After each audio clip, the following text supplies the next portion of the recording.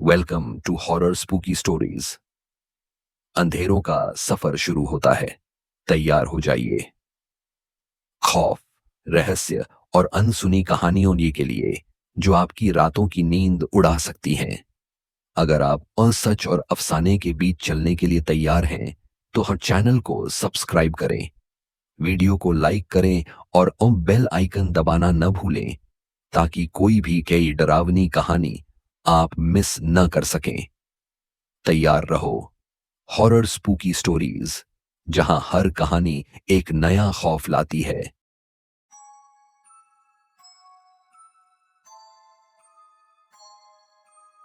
अलौकिक छाया सुदूर पहाड़ियों के बीच बसाए एक छोटा सा गांव भैरवपुर अपनी शांति और हरियाली के लिए प्रसिद्ध था। लेकिन इस गांव के किनारे एक पुरानी जर्जर हवेली खड़ी थी जिसे लोग काली हवेली कहते थे। दिन में यह हवेली भले ही वीरान लगती, लेकिन रात होते ही इसकी दीवारों से अजीब अजीब आवाजें आने लगती थीं। गांव के बुजुर्गों का कहना था कि वहां एक छाया रहती है, एक ऐसी छाया जो इंसान को जिंदा निगल सकती है। विजय की जिज्ञासा। विजय एक 25 वर्षीय युवक जो शहर में पढ़ाई करके हाल ही में गांव लौटा था, इन भूत प्रेत की कहानियों पर विश्वास नहीं करता था। वह तर्कवादी था और ऐसी कहानियों को अंधविश्वास मानता था। जब उसने गांव वालों से काली हवेली के बारे में सुना तो वह मुस्कुराते हुए बोला, अरे ये सब बकवास है। मैं खुद वहां जाकर देखूंगा कि आखिर माजरा क्या है। गांव वालों ने उसे समझाने की बहुत कोशिश की, लेकिन विजय जिद पर अड़ा रहा। उसका दोस्त रवि बोला, विजय मत जा यार, जिसने भी वहां कदम रखा वो या तो मरा पाया गया या फिर पागल होकर लौटा। विजय हंसा, अगर मैं वहां रात भर रुककर वापस आ जाऊं तो?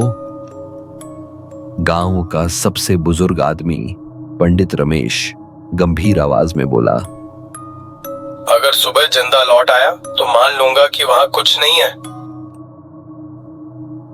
काली हवेली की ओर विजय ने अपने साथ एक टॉर्च, एक छोटा कैमरा और एक लाठी ली और रात के करीब 11 बजे हवेली की ओर चल पड़ा।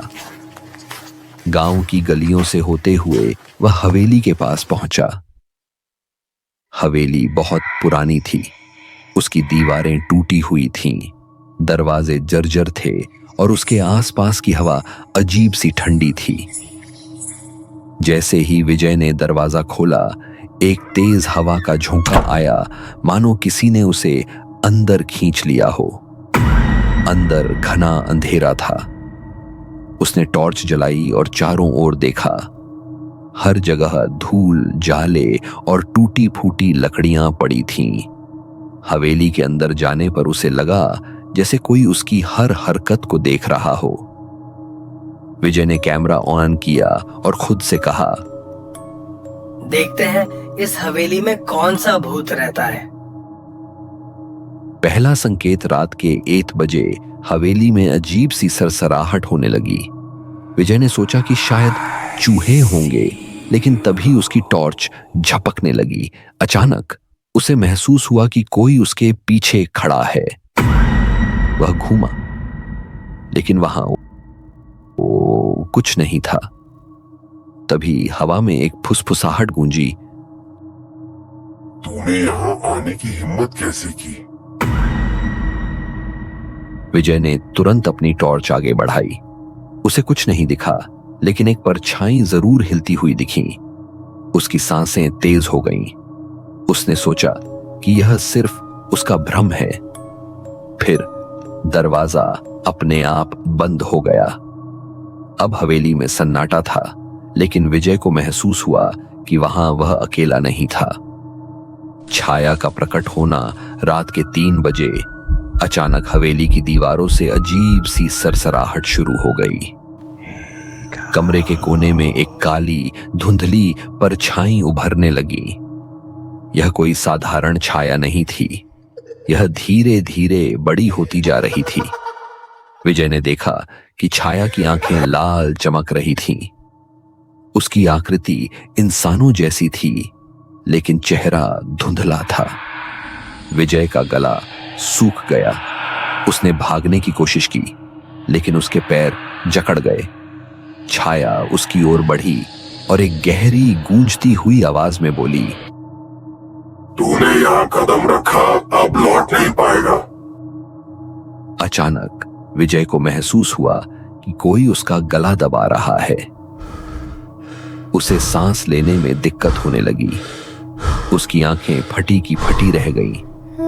उसने पूरी ताकत से चीखने की कोशिश की, लेकिन कोई आवाज नहीं निकली। उसकी आंखों के आगे अंधेरा छा गया। सुबह की भयावहता।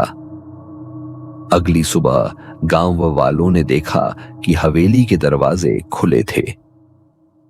पंडित रमेश, रवि और कुछ अन्य लोग अंदर गए। वहां का नजारा भयावह था। विजय जमीन पर पड़ा था। उसकी आंखें खुली थीं, लेकिन उनमें जीवन नहीं था। उसके मुंह से एक ही शब्द बार बार निकल रहा था, छाया, छाया। गांव वाले उसे अस्पताल ले गए, लेकिन वह फिर कभी सामान्य नहीं हो सका। कहते हैं कि अब भी जब कोई उस हवेली के पास से गुजरता है तो उसे कोई फुसफुसाता सुनाई देता है। रात के अंधेरे में हवेली की खिड़कियों से लाल आंखें चमकती दिखती हैं। कोई नहीं जानता कि वह छाया क्या थी, कोई भटकती आत्मा या कोई अनजानी शक्ति। लेकिन एक बात पक्की है, जो भी वहां गया वह कभी पहले जैसा नहीं रहा। क्या तुम उस हवेली में एक रात बिता सकते हो?